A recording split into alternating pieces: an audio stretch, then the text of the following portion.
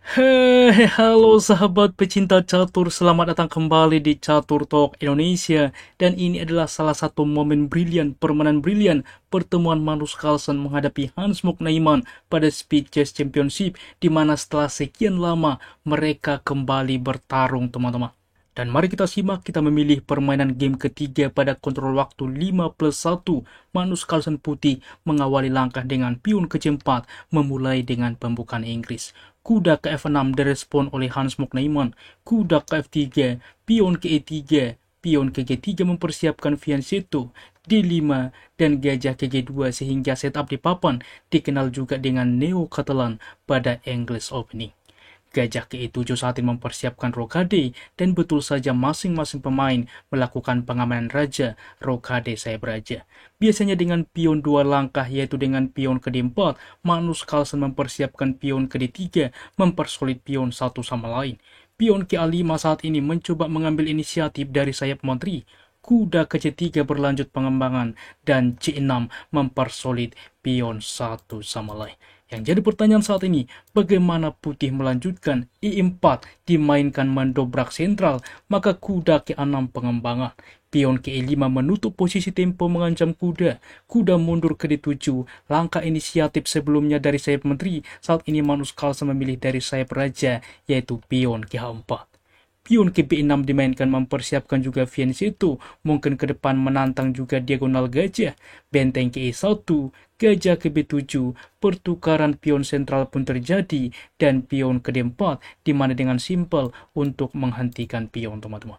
Gajah ke C6 saat ini, mungkin ke depan juga untuk membuka ruang tentunya. Kuda ke G5 dimainkan dengan lanjutan ke depan membawa menteri ke file H, yaitu ke petak H5, mendukung skakmat di petak H7. B5 dilanjutkan untuk juga ke depan mengancam, teman-teman. Kita lihat langkah gajah juga sebelumnya tentunya untuk mendukung pion melaju, maka saat ini menteri ke H5 fokus rencana ancaman skakmat, sehingga gajah memukul kuda, gajah memukul gajah, dan menteri ke E8 dengan ide ke depan mendorong, teman-teman, menawarkan menteri sehingga langsung menteri ke G4. Karena seperti ini, apabila disepelekan langkah ini, misalkan benteng ke C1 karena ke depan juga ini dimainkan secara tidak langsung menekan gajah, masalahnya F6, teman-teman, memaksa pertukaran sehingga pertukaran terjadi. Pion juga saat ini menerima pion, pertukaran kuda menerima, dan ini pun serangan bisa masih dimainkan, dan juga menteri sudah hilang di atas papan.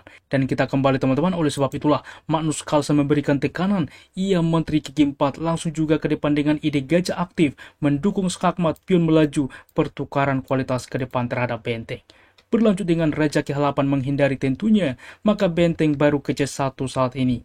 Kuda ke B6 berlanjut dengan kuda ke E2 pengembangan. Selain manuver ke depan juga membuka benteng mengancam gajah. Kuda ke B4 tentunya saat ini selain mensupport gajah juga ke depan menekan pion, memforking juga benteng.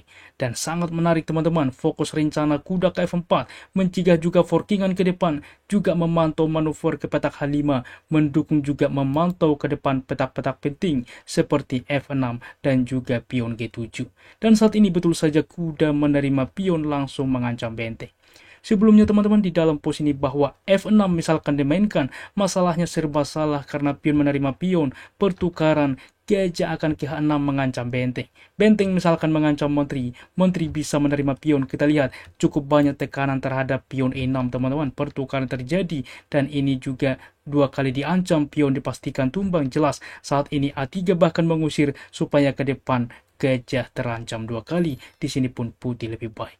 Sangat-sangat rapi dan juga struktur bagaimana serangan yang dipersiapkan oleh Magnus Carlsen kepada Hans Moknaiman, di mana selama ini Hans Moknaiman selalu menantang Magnus Carlsen. Saat ini kuda menerima pion mengancam, teman-teman. Anda pause video ini, apa yang dimainkan di posisi seperti ini? Bagaimana, teman-teman? Di sini Magnus Carlsen tidak mencoba menyelamatkan bentengnya. Ia memainkan kuda ke H5 saat ini, dan ini langkah brilian pertama, dan benteng juga mensupport pion. Karena sebelumnya seperti ini, apabila langsung diterima benteng ini, masalahnya gajah ke F6 maupun kuda sama-sama unggul, teman-teman. Yang pertama kita bahas gajah lebih kuat tentunya, ancaman skakmat. Apabila benteng ke G8 saat ini mensupport, maka gajah dapat menerima skak. Tiada pilihan kecuali menerima gajah, menteri menerima benteng adalah skakmat. Dan juga demikian, bagaimana bang jika saat ini pion menerima misalkan, masalahnya menteri juga langsung melakukan skakmat, teman-teman.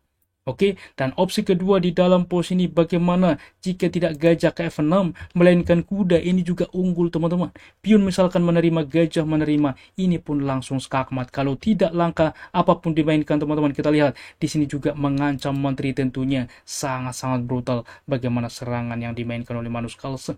Kita kembali teman-teman di dalam pos ini masih dicoba dengan benteng gigi 8, berlanjut dengan kuda ke F6 tetap saat ini teman-teman. Langkah brilian beruntun. Ini adalah langkah brilian kedua dan menteri menghindar ke F8.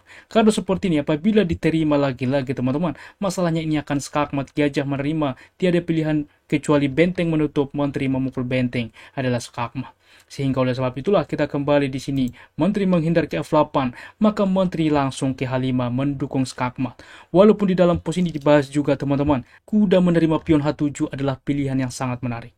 Yang pertama, raja menerima langsung skakmat, tentunya menteri di H5. Oke, apabila di sini menteri menghindar, maka tentunya kuda tetap juga teman-teman kembali, menteri ke H5 adalah skakmat.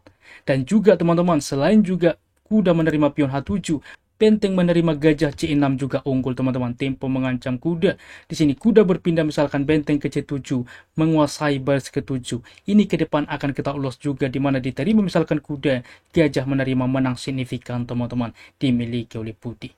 Kita kembali masih dicoba tentunya menteri ke F8, berlanjut menteri ke H5, dan pion menerima kuda. Karena lagi-lagi serba salah, H6 misalkan, masalahnya simpel, benteng menerima gajah, karena pion ini sedang dipin teman-teman.